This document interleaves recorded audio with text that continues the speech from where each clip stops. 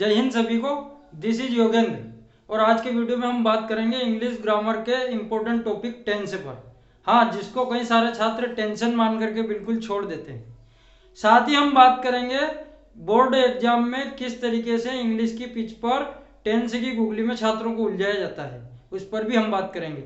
यदि आप में से कोई चैनल पर नए हैं या अभी तक चैनल को सब्सक्राइब नहीं किया तो सबसे पहला काम चैनल को सब्सक्राइब करें।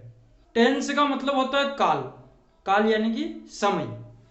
तो टेंस को 3 भागों में बांटा गया है, present, past and future. Present tense यानी कि वर्तमान काल, पास्ट टेंस यानी कि भूतकाल जो घटित हो चुका है उस प्रकार की सारी घटनाएं पास्ट टेंस, और भविष्य में जो घटित होगा उस प्रकार के सारे पूर्वाग्रह फ्यूचर टेंस। तो प्रेजेंट टेंस में जब भी हम कोई दैनिक जीवन में भी बात करते हैं तो हे शब्द का प्रयोग करते हैं। जैसे राहुल जाता है, वह गाती है, सचिन क्रिकेट खेलता है, तो हे शब्द लगाते हैं तो वो प्रेजेंट टेंस है। भूतकाल की बात हमेशा था, थी, थे लगा करके की जाती है। जैसे कि राहुल स्कूल गया था, मैं क्रिकेट खेला था, जब भी था, थी, थे आएगा पास्ट टेंस रहेगा। और जब भी गा, गी, गे शब्द आएगा वह भविष्य काल होगा, फ्यूचर की बात होगी। तो यह तो सामान्य वाक्यों में टेंस की पहचान है, परंतु फिर प्रत्येक टेंस को 4 भाग में बांटा गया, इंडेफिनेट या सिंपल, है ना, प्रेजेंट इंडेफिनेट या प्रेजेंट सिंपल। ऐसे फिर पास्ट हो जाएगा, पास्ट इंडेफिनेट या पास्ट सिंपल, फ्यूचर इंडेफिनेट या फ्यूचर सिंपल। ऐसे ही present continuous, present perfect, present perfect continuous. ऐसे पास्ट के 4 रूप हो जाएंगे, ऐसे फ्यूचर के 4 रूप हो जाएंगे। यानी कि टेंस कुल 3 प्रकार के हैं और फिर प्रत्येक टेंस के 4 भाग है, तो 12 प्रकार के टेंस, 3 टेंस के 12 प्रकारों को हमें पढ़ना है। तो कुछ सहायक क्रियाएं हम यहाँ याद रखने का प्रयास करेंगे चार्ट के माध्यम से। उसके पश्चात हम प्रेजेंट सिंपल टेंस पर चलेंगे। प्रेजेंट सिंपल टेंस है, उसकी सहायक क्रिया है डू या does. Past simple tense helping verb है, इसकी डिड। फ्यूचर सिंपल टेंस, इसकी हेल्पिंग वर्ब है विल या शेल। फ्यूचर टेंस का तो कोई भी भाग हो, प्रत्येक की विल या शेल हेल्पिंग वर्ब है ही सही, उसमें कुछ ना कुछ शब्द जुड़ जाता है। जैसे कंटिन्यूअस में जुड़ गया बी, परफेक्ट में जुड़ गया हैव, और परफेक्ट कंटिन्यूअस में जुड़ जाता है हैव बीन। ठीक है, तो फ्यूचर में तो विल शेल याद रखो बस, कंटिन्यूअस में जोड़ना बी, परफेक्ट में हैव और परफेक्ट कंटिन्यूअस में हैव बीन। प्रेजेंट कंटिन्यूअस की बात करें तो ये जेम आप, पास्ट कंटिन्यूअस की बात करें तो उसकी हेल्पिंग वर्ब है वाज वर। किसके साथ कौन सी लगती है जब हम टेंस को पढ़ेंगे तो फिर वहां विस्तार से बात करेंगे। प्रेजेंट परफेक्ट की यदि बात करें तो इसकी हेल्पिंग वर्ब है हैज या हैव। पास्ट परफेक्ट की है had. Perfect continuous, perfect continuous जो है उसकी हेल्पिंग वर्ब, प्रत्येक टेंस का जो परफेक्ट टेंस है उसी में बिन लगाना है। जैसे यदि प्रेजेंट परफेक्ट कंटिन्यूअस की बात करें तो परफेक्ट की हेल्पिंग वर्ब क्या थी इसकी, हैज या हैव, उसी में हमने लगा दिया बिन। पास्ट की बात करें तो हेड में लगा दिया बिन। फ्यूचर की बात करें तो विल शेल और हैव में लगा दिया बिन। ये इस प्रकार से सामान्य पहचान है इनकी। प्रेजेंट में है लगता है, पास्ट में था, थी, थे लगता है, फ्यूचर में गागी के लगता है, और इनकी हेल्पिंग वर्ब आप याद रखने का प्रयास करेंगे। इसके बाद चलते हैं अब सीधे हम प्रेजेंट सिंपल टेंस की ओर, स्टेप बाय स्टेप पढ़ते हैं। अब हम step by step with rules with formula present simple tense को समझ लेते हैं। प्रेजेंट सिंपल टेंस या प्रेजेंट इंडेफिनेट टेंस दोनों बात एक ही। तो इनकी बात करें यदि पहचान की, तो हिंदी वाक्य की जब पहचान की बात करेंगे तो हिंदी वाक्यों के अंत में ता है, ती है, ते है, ता हूं आदि प्रकार के शब्द आते हैं। पर एक ही जब direct sentence English to English आ जाता है तो इंग्लिश सेंटेंस में उसकी पहचान कैसे है, तो वो एडवर्ब के माध्यम से करेंगे। कुछ शब्द सेंटेंस में आते हैं जो कंफर्म करते हैं कि प्रेजेंट सिंपल टेंस के वाक्य है। वो शब्द है always, normally, frequently, usually, daily, every. ये कई सारे शब्द हैं, यहाँ आप देख सकते हैं ना, इनको लिख भी सकते हैं आप चाहे तो जब ये शब्द किसी सेंटेंस में आते हैं तो ये कंफर्म हो जाता है कि टेंस जो है प्रेजेंट सिंपल टेंस का ही है। तो जब हमें पक्का पता चल जाता है कि जब सेंटेंस प्रेजेंट सिंपल टेंस का है तो फिर उसमें क्या क्या होना चाहिए, हेल्पिंग वर्ब उसमें कौन सी लगना चाहिए, मेन वर्ब उसमें किस प्रकार की आना चाहिए, एफर्मेटिव वाक्य कैसा होना चाहिए, नेगेटिव कैसा होना चाहिए, तो उस पर आगे बात करते हैं। तो इसकी जो हेल्पिंग वर्ब रहेगी प्रेजेंट सिंपल टेंस की वो डू डज रहेगी, हमने पहले चार्ट में भी देखा। अब हेल्पिंग वर्ब चूंकि 2 है तो किसके साथ कौन सी लगानी, ये उलझन भी क्लियर होना चाहिए। तो डज जो होता है सबसे पहले तो दोनों हेल्पिंग वर्ब का प्रयोग निगेटिव सेंटेंस से किया जाता है। फिर प्रत्येक टेंस में 4 प्रकार के वाक्य है, एफर्मेटिव, निगेटिव, इंट्रोगेटिव और इंट्रोगेटिव निगेटिव, जिन पर हम आगे बात करेंगे। तो डू या डज का प्रयोग कहां से किया जाता है? निगेटिव सेंटेंस से। अब डज जो है वो थर्ड पर्सन सिंगुलर नंबर के साथ लगाया जाता है।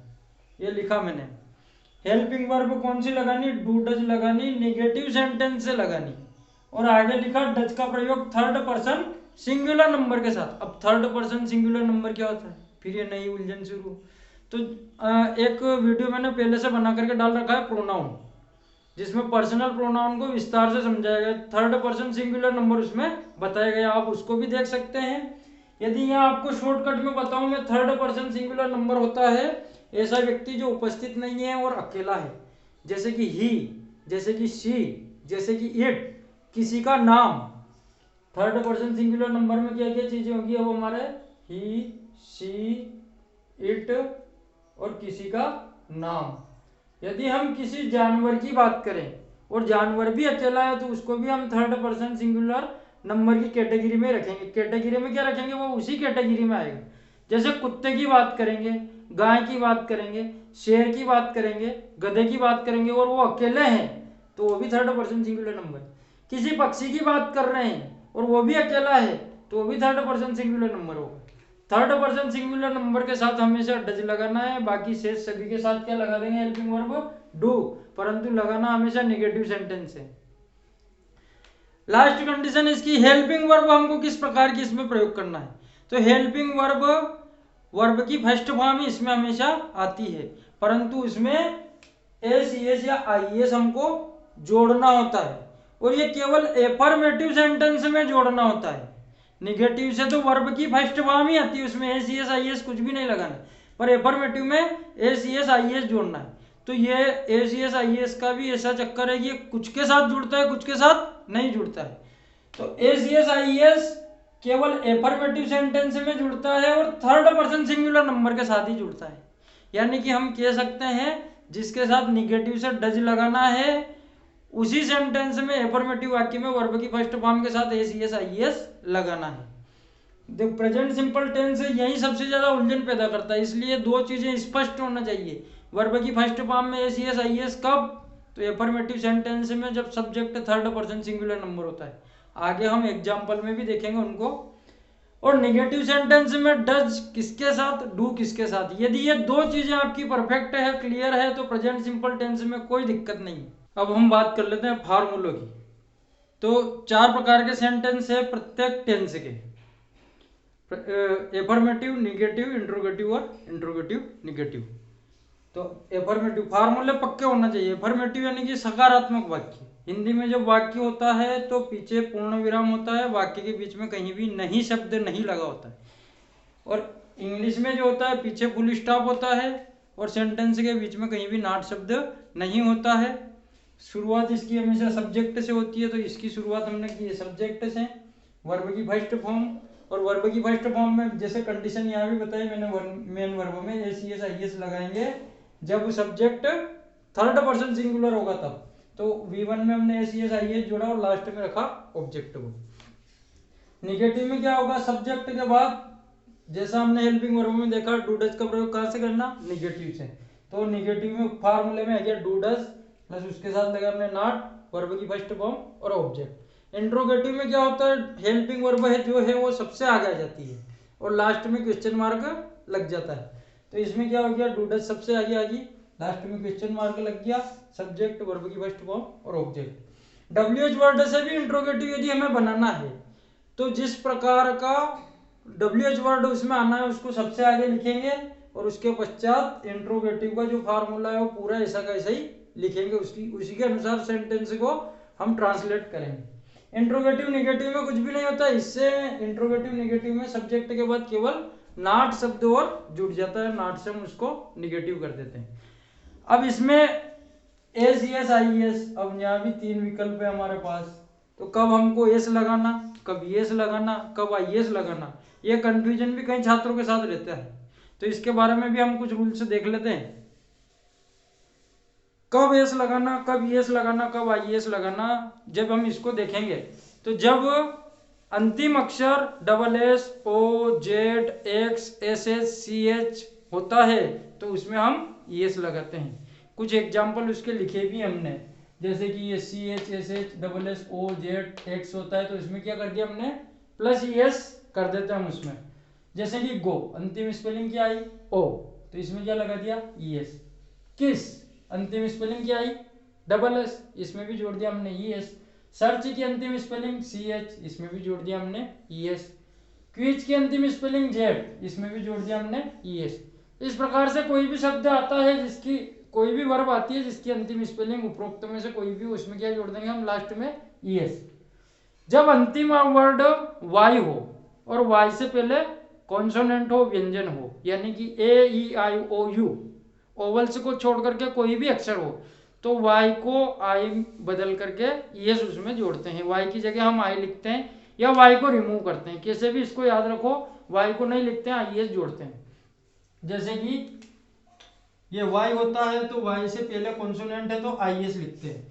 फ्लाई वाई, वाई से पहले कॉन्सोनेंट आया इसलिए क्या लिख दिया आईएस।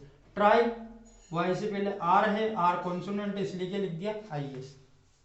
तो हमको ईएस और आईएस का रूल्स याद रखना है, बाकी से सभी के साथ क्या लगा देंगे हम एस, जैसे कि अन्य सभी वर्बों के साथ केवल एस लगाते हैं। तो मैंने इसमें वाई वाला एग्जांपल लिया है, जैसे ये वाई है, इस वाई से पहले क्या है ओवल है, कॉन्सोनेंट नहीं है, कॉन्सोनेंट होता तो आईएस लिखते, ओवल है इसलिए क्या लिख दिया हमने एस।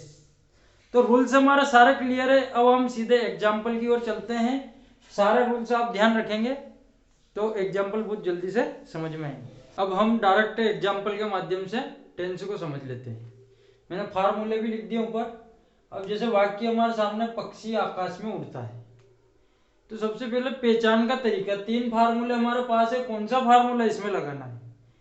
तो जब हिंदी वाक्य के अंत में पूर्ण विराम हो और वाक्य के बीच में कहीं भी नाट नहीं हो तो वो होता है एफर्मेटिव सेंटेंस, साधारण वाक्य या सकारात्मक वाक्य। तो इसको एफर्मेटिव के फार्मूले से बनाना है। अब एफर्मेटिव का फार्मूला कहता है सबसे आगे हमको किसको रखना है सब्जेक्ट को, उसके बाद लिखना है V1 ACS IES और लास्ट में रखना है ऑब्जेक्ट। इंग्लिश में जैसा होता है वैसा हिंदी में नहीं होता है। हिंदी में सब्जेक्ट के जस्ट बाद ऑब्जेक्ट आ जाता है। तो हम क्या करते हैं पक्षी का ट्रांसलेशन कर देते हैं, फिर आकाश का करते हैं, फिर मे के लिए प्रीपोजिशन बना करके उड़ता है का कर देते हैं, यही हम चुप कर जाते हैं। हमको अकॉर्डिंग टू फार्मूला चलना है। सबसे आगे क्या लिखना है सब्जेक्ट, सबसे अंत में क्या लिखना है ऑब्जेक्ट, बीच में क्या लिखना है वर्ब। अब बहुत सौ को यह पता नहीं चलता है कि इसमें सब्जेक्ट क्या है, ऑब्जेक्ट क्या है, वर्ब क्या है। तो एफर्मेटिव में सबसे आगे जो आए वो होता है सब्जेक्ट। ठीक, दूसरी जो हमने टेंस की जो पहचान लिखी ता है ती है ते शब्द इसमें लगते हैं, तो ताती ते जिसमें लग रहा है वही हमारी हो गई वर्ब। तो ता लग रहा हमारा उड़ता में, तो उड़ना हो गया हमारा वर्ब, बचा हुआ भाग अपने आप क्या हो गया ऑब्जेक्ट।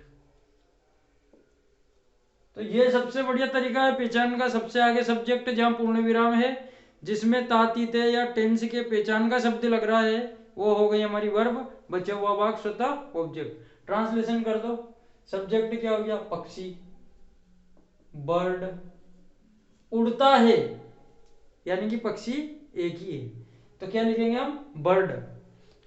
वर्ब की फर्स्ट फॉर्म फ्लाई, वर्ब की फर्स्ट फॉर्म लगा दी हमने फ्लाई।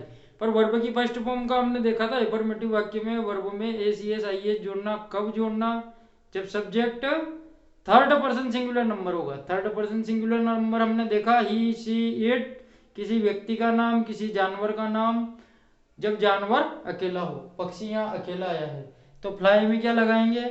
तो फिर हमने वर्ब के रूल्स भी देखे हैं, वाई है और वाई से पहले कॉन्सोनेंट है तो आईएस लिखेंगे, फ्लाइज इन द स्काई। बहुत आसान है। स्काई आ गया हमारा ऑब्जेक्ट, सब्जेक्ट, वर्ब की फर्स्ट फॉर्म में एसीएस आईएस और इन हमने लगा दिया प्रीपोजिशन।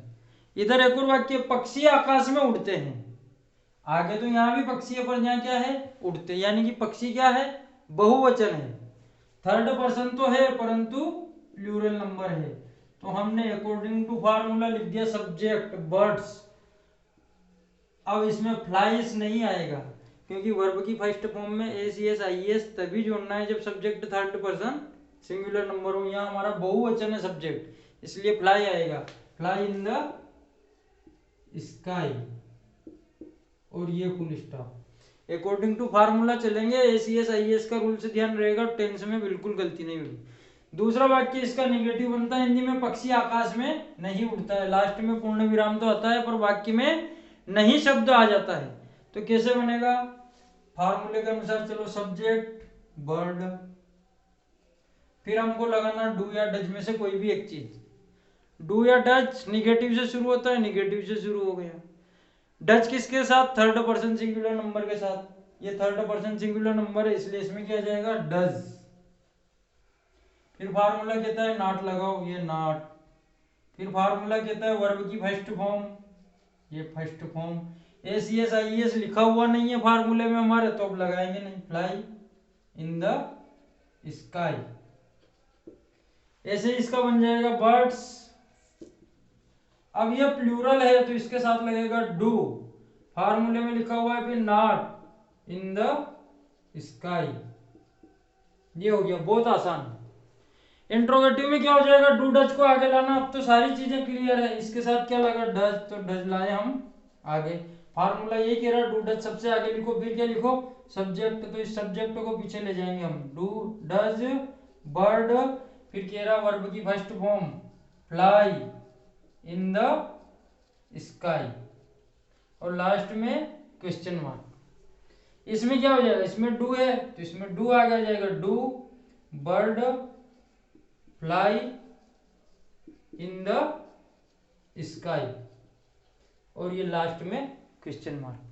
क्योंकि बहुत आसान काम है। एक और सेंटेंस, पक्षी कहाँ उड़ता है, ये WH वर्ड वाला वाक्य है, ये इस फार्मूले वाला। कहाँ के लिए क्या शब्द आता है? तो कहाँ के लिए शब्द आता है? वेयर। तो हम इसको शुरू करेंगे WH वर्ड से, वेयर। फिर पूरा फार्मूला इंट्रोगेटिव वाला लगा देंगे हम, ये वाला पूरा फार्मूला इस वाले सेंटेंस। पक्षी कहाँ उड़ता है, सिंगुलर है, इसलिए क्या आ जाएगा? Does, where does. पक्षी के लिए आ जाएगा बर्ड, और वर्ब की फर्स्ट फॉर्म फ्लाई, और ये क्वेश्चन मार्क। एक और सेंटेंस, मैंने कभी इंग्लिश में जब सेंटेंस परीक्षा में पूछे जाते हैं तो डायरेक्ट वाक्य दिया जाता है, उसके साथ ब्लैंक वर्ड्स दी जाती है, हम कंफर्म नहीं कर पाते हैं कि ये कौन सा टेंस है। ही ऑलवेज रिक्त स्थान लेट, कम इसमें हो नहीं सकता है क्योंकि ही आया है, प्रेजेंट सिंपल टेंस होगा तो कम से आएगा। केम, केम बहुत से छात्र हैं कंफ्यूज हो जाते हैं, यदि हम केम लगा देंगे तो पास्ट सिंपल टेंस जो जानते हैं तो क्या पास्ट सिंपल टेंस का वाक्य हो जाएगा? हो भी सकता है, सही है। इज कमिंग लगा देंगे तो प्रेजेंट कंटिन्यूअस का हो जाएगा, तो ये भी वर्ब सही है। और कम से लगा देंगे तो प्रेजेंट सिंपल टेंस का हो जाएगा, ये भी सही है। तीनों सही दिखते हैं जिन छात्रों को पूरा क्लियर नहीं होता है। तो इसके लिए हमने कुछ एडवर्ब्स देखी है पहचान के लिए, जिसमें आया था frequently, usually, normally, always, daily, every. तो इस ऑलवेज ने कंफर्म कर दिया कि ये प्रेजेंट सिंपल टेंस ही है, तो इसलिए इसमें उसी अनुसार क्या आएगा?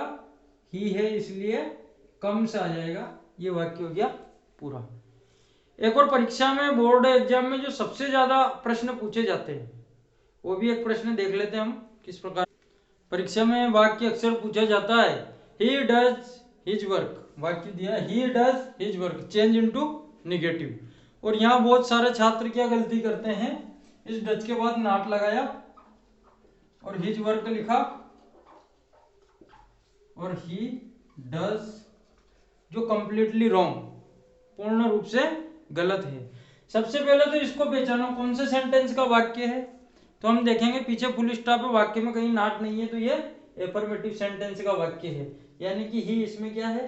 सब्जेक्ट। डज इसमें क्या है? V1 प्लस ES, और हिज वर्क इसमें क्या है? ऑब्जेक्ट। ये बन गया हमारा फार्मूला एफर्मेटिव का, सब्जेक्ट V1 SES IS, ये ऑब्जेक्ट। इसको काय में बदलना हमको? सब्जेक्ट डू या does plus not plus verb की फर्स्ट फॉर्म प्लस ऑब्जेक्ट। अब ये चूक हम यही करते हैं कि वर्ब की फर्स्ट फॉर्म हम इसमें लिखते नहीं। अब इसको नेगेटिव में बदलेंगे तो सबसे पहले आ गया ही, फार्मूला कह रहा सब्जेक्ट लिखो, डू डज में से ही के साथ लगेगा डज, उसके बाद लगेगा फार्मूले के अनुसार नॉट, अब वर्ब की फर्स्ट फॉर्म यहाँ लिखना चूक जाते हैं क्योंकि डज को उसने मेन वर्ब के रूप में यहाँ पर दे दिया है। तो डज की वर्ब फर्स्ट क्या हो जाएगी, डू। ये सब हटाना है नेगेटिव से, तो हम क्या लिख देंगे, डू, और ऑब्जेक्ट आ जाएगा इसका ये जो वर्क।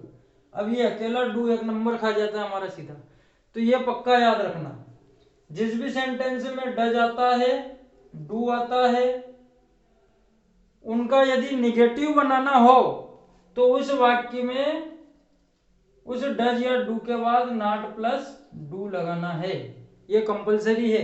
क्या लगाया हमने, यहाँ डज आया था तो इस डज के बाद हमने जोड़ा नॉट और ये लगा दिया डू। तो इस तरीके से, इस शॉर्ट ट्रिक से भी हम इसको याद रख सकते हैं। आशा करता हूँ आज का वीडियो आप सभी को पसंद आया होगा। यदि वीडियो पसंद आया हो तो लाइक व शेयर जरूर करें। धन्यवाद। जय हिंद।